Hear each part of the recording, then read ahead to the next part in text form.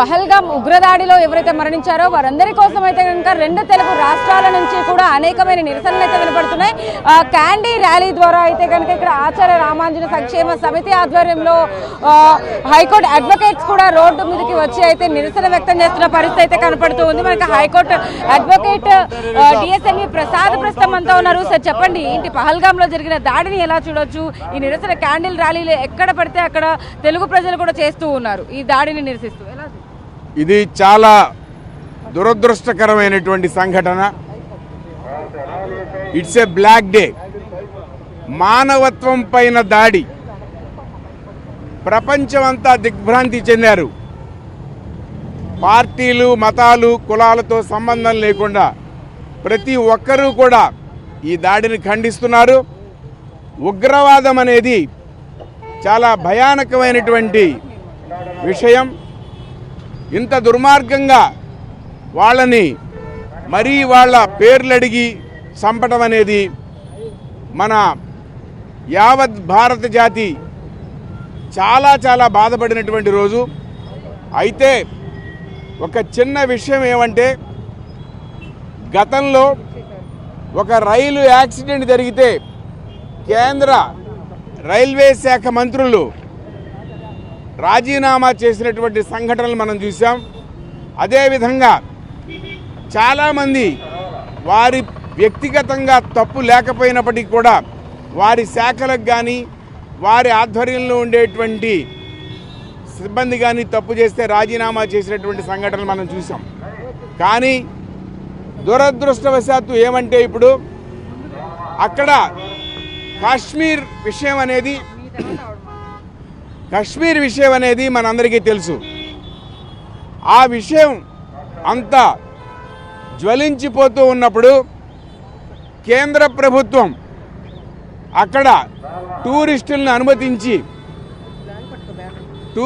అనుమతించి వారికి ఏ విధమైన రక్షణ కల్పించిందో చెప్పవలసినటువంటి బాధ్యత కేంద్ర ప్రభుత్వం మీద ఉంది. అదేవిధంగా ఆ విధంగా టూరిస్టుల్ని ఎందుకు అనుమతించారు? అసలు అనుమతించకుండా ఉండాల్సింది కదా.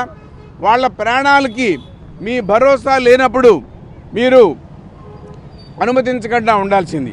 అంతేకాకుండా అసలు దీనిపైన ఇంతవరకు ఏ విధమైనటువంటి చర్యలు తీసుకున్నారు?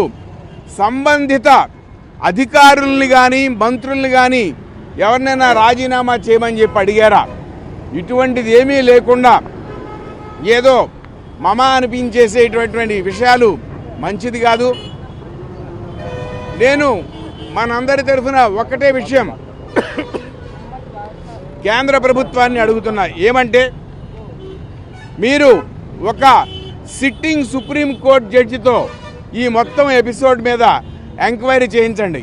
ఇప్పటి వరకు చాలామంది మాట్లాడడం చూశాను, కానీ ఒక ఎంక్వైరీ సరైనది ఇంపార్షియల్గా చేయాలని చెప్పి ఇంతవరకు ఎవరు డిమాండ్ చేయలేదు. చాలా శోచనీయం. సిట్టింగ్ సుప్రీంకోర్టు జడ్జి వెంటనే ఈ విషయం మీద కేంద్ర ప్రభుత్వం నియమించాలి, సమగ్రమైనటువంటి విచారణ జరిపించాలి.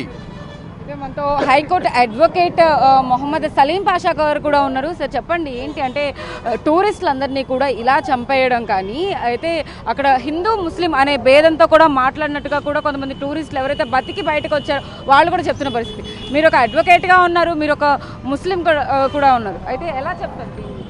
మన టెర్రరిస్ట్ అనేవాడికి మతం ఉండదు, జాతి ఉండదు, ఒక దేశం ఉండదు.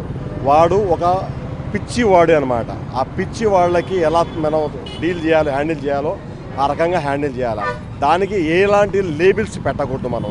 కాబట్టి మన భారతదేశంలో ఉన్న ఆడపిల్లలు వెళ్ళి ఆ పాకిస్తాన్లో ఉన్న దాక్కున్న ఈ టెర్రరిస్టుల మూకల్ని 48 గంటల్లో కనుక చంపకపోతే నా పేరు తిప్పి పెట్టుకుంటాను. అర్థమవుతుందా?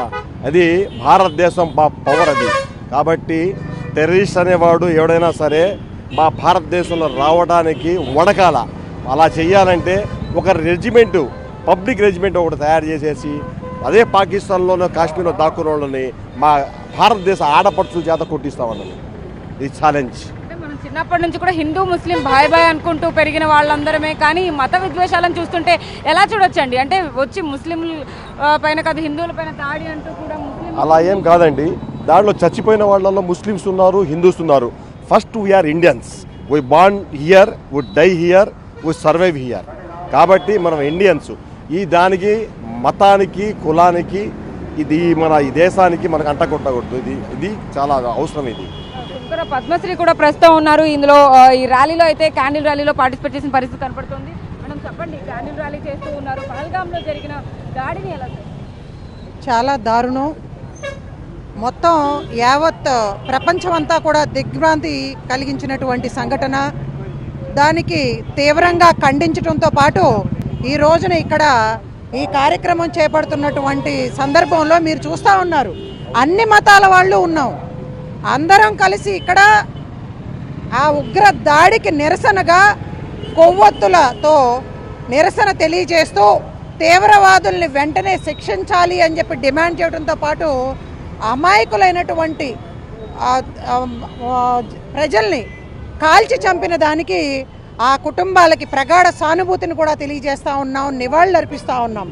కానీ మేము కోరుకునేది ఏంటంటే, భారత ప్రభుత్వం ప్రధానమంత్రి మోడీ గారు స్వయంగా ఆయన అధ్యక్షతన ఒక సమావేశం ప్రతిపక్షాలతో ఏర్పాటు చేసి సరైన నిర్ణయాలు తీసుకోవాలి అని చెప్పి డిమాండ్ చేయడంతో పాటు, మీరు అధికారంలోకి రాకముందు 2014 ముందు తీవ్రవాదాన్ని అరికడతాము, జవాన్లు ఎంతోమంది చనిపోయారు, ఏక్ సర్కే బద్లే 10 సిర్ కాట్కే లాయంగే అని చెప్పి మీరు సవాలు విసిరారు.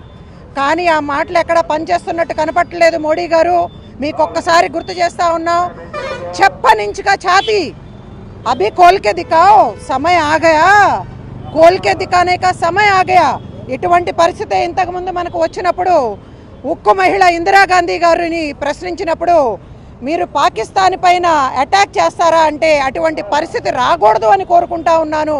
కానీ మనం ఎంతసేపు కూడా శాంతిని కోరుకుంటా ఉన్నాం, అదేవిధంగా మనం పాకిస్తాన్తో నెగోషియేషన్ చేస్తూ ఉన్నాం.